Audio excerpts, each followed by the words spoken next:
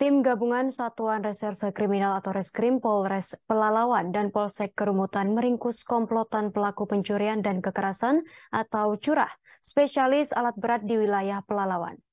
Sebanyak 7 tersangka berjenis kelamin laki-laki ditangkap di tempat dan waktu yang berbeda oleh tim gabungan.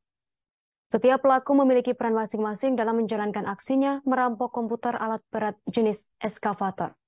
Informasi lengkapnya akan dilaporkan rekan Johannes Tanjung, reporter Tribun Pekanbaru. Silakan laporan Anda, rekan Johannes Tanjung. Baik, terima kasih rekan Justina dan selamat sore semua Tribuners dimanapun Anda berada.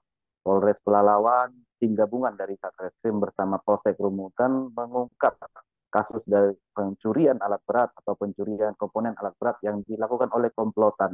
Ada sebanyak 7 tersangka yang diamankan oleh tim gabungan dalam pengungkapan kasus ini. Sebenarnya tim gabungan sudah melakukan penyelidikan selama beberapa bulan terakhir. Pasalnya Tribuners, dalam 7 bulan terakhir ada 8 alat berat yang kehilangan komponen atau komputernya di satu kecamatan, di Kecamatan Kerumutan. Lebih parahnya lagi, ke-8 alat berat ini merupakan milik satu perusahaan yang bernama milik PT Bandang Resi Lestari atau BRL yang merupakan subkontraktor daripada perusahaan hutan tanaman industri bernama PT Rarabad. Semua alat berat berada dalam satu kawasan di kecamatan yang terletak di beberapa desa. Kasus ini atau kehilangan ini sudah terjadi sejak bulan Mei tahun 2022 hingga awal Januari kemarin. Alhasil pihak perusahaan melaporkan ke Polsek Kerumutan dan ke Polres Pelalawan. Tim gabungan mulai melakukan penyelidikan dan mencari orang-orang yang diduga melakukan pencurian alat berat tersebut. Alhasil ditangkap 7 tersangka di beberapa lokasi dan waktu yang berbeda.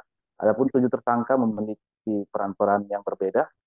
Berdasarkan penjelasan daripada Kapolres Pelalawan, AKBP Suwinto SIK dalam pers rilisnya kepada wartawan di Kabupaten Pelalawan, yakni ada tersangka JT atau Lubis 46 tahun yang berperan sebagai orang atau otak di balik pencurian ini dan berperan juga sebagai yang mengumpulkan komponen alat berat. Ada juga Aceh, ada Chandra yang juga mengantar atau menjual hasil curian.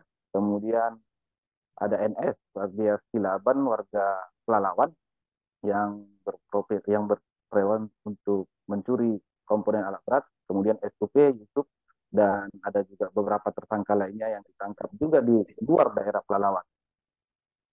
Sebagai informasi Tribuners dijelaskan oleh polisi, ketujuh pelaku ini dalam beraksi memang cukup sadis atau cukup kejam karena tidak segan-segan untuk melukai korbannya. Korbannya merupakan penjaga alat berat dan juga operator alat berat. Ada 3 atau 2 di antara penjaga alat berat dan operator alat berat bahkan yang sampai dipukul menggunakan kayu hingga tidak sadarkan diri dan juga luka berat pada bagian kepala. Nah, memang dipastikan sampai saat ini kedua korban sudah sehat dan beraktivitas kembali. Selain itu semua korbannya juga diikat pada tangan, kaki, kemudian ditutup menggunakan lakban pada mulut dan tangannya. Itulah modus-modus yang dilakukan oleh para tersangka. Dalam kasus ini, Tribuners, PT BRL mengalami kerugian mencapai hampir 500 juta, karena jika diperkirakan satu komponen alat berat senilai 60-80 juta dikalikan dengan 8 alat berat yang kehilangan komponen.